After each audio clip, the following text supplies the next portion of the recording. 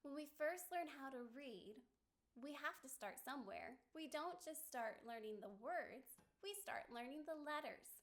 The letters of the alphabet go all the way from A to Z. Now, music also uses a musical alphabet, but it doesn't use all of the A to Z like our regular alphabet does. We use something called the musical alphabet. It only uses the first 7 letters of the regular alphabet. And so that would be A, B, C, D, E, F, G. If you think about it though, that's not very many letters. And when we look at a piano, there are a lot of keys. In fact, there's 88 of them. So if you look, there has to be something that happens when we say that alphabet over and over again until we don't have any more keys.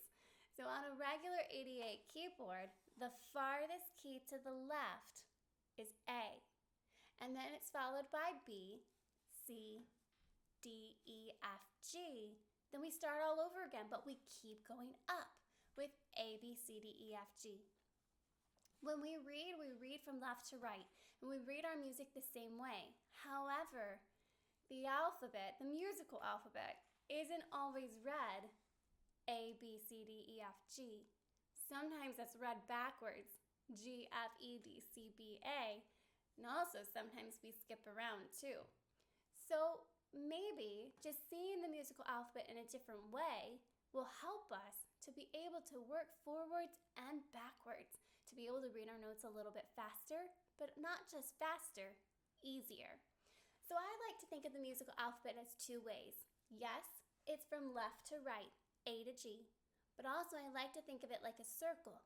It's really not a starting point. There's not an ending point, just like a circle. So if we start on A, we're going to the right, which actually works because when we go to the right on the piano, we go up.